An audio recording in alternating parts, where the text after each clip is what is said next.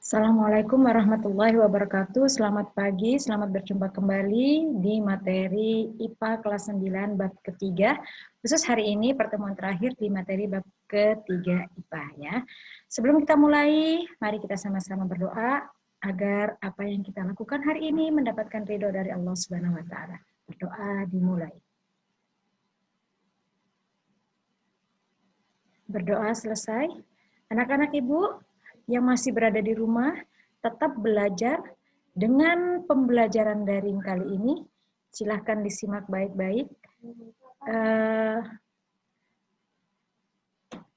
PPT atau penjelasan yang akan Ibu berikan tentang pemuliaan makhluk hidup yang terjadi pada hewan dan tumbuhan. Pemuliaan makhluk hidup. Di sini akan Ibu jelaskan tentang hewan dan tumbuhan. Oke, silakan diperhatikan. Mudah-mudahan penjelasan kali ini mempermudah kalian memahami apa yang akan Ibu sampaikan. Baik, tujuan pembelajarannya yaitu setelah mengikuti kegiatan PJJ kali ini, kalian semua mampu menjelaskan pewarisan sifat dalam pemuliaan makhluk hidup. Menyebutkan manfaat pewarisan sifat dalam pemuliaan makhluk hidup. Dan yang ketiga, mampu memberikan contoh atau menyebutkan contoh hasil pewarisan sifat dalam pemuliaan makhluk hidup. Nah, gambar di sini adalah contoh dari hasil pemuliaan makhluk hidup, yaitu sama-sama beras, tetapi di sini ada warna.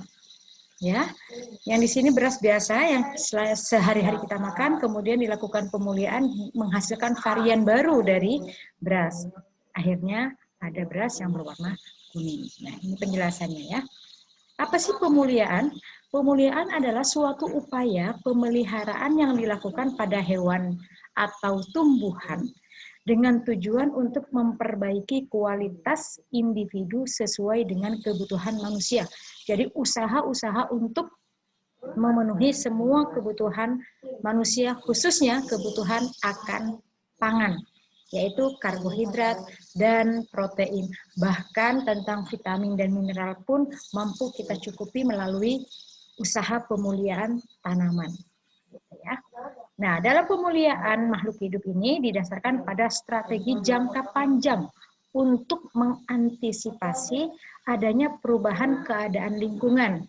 Sekarang sudah kita alami ya, ada perubahan lingkungan di mana lahan pertanian dan perkebunan semakin sempit.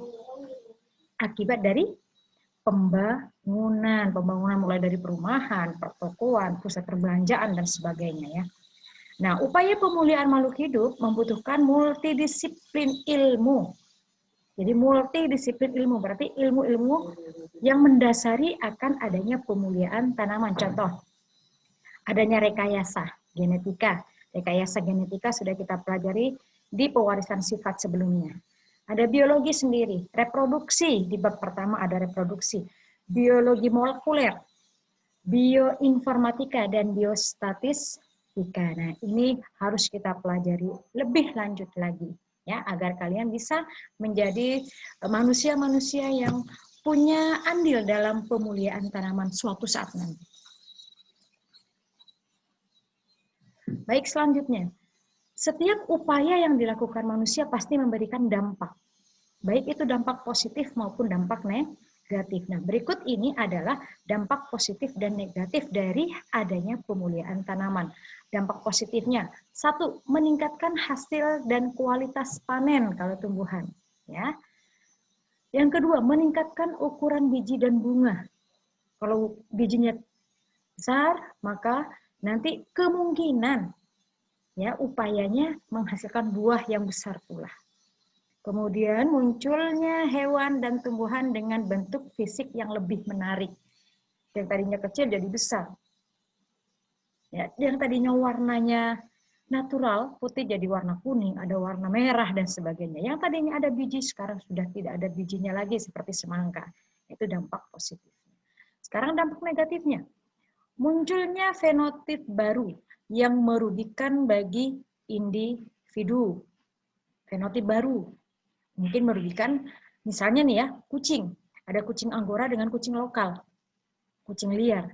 Karena adanya kucing yang baru, varian baru, maka kita lebih memelihara kucing yang dilihat dari bulunya tebal, bagus, warna-warni, ketimbang dari kucing lokal. Kucing lokal malah ditendang-tendang ya. Kucing Anggora makanannya aja mahal. Kemudian yang kedua, terancamnya keberadaan plasma nutfah. Plasma nutfah itu adalah makhluk hidup yang dibutuhkan dalam proses pertumbuhan tanaman. Ini tumbuhan atau makhluk hidup, jadi jenis tumbuhan ya, yang sangat bermanfaat untuk membantu menyiapkan unsur hara pada tanah. Itu plasma nutfah. Kemudian yang ketiga, berkurangnya keanekaragaman genetik. Nih sekarang bagaimana pemulihan pada tumbuhan?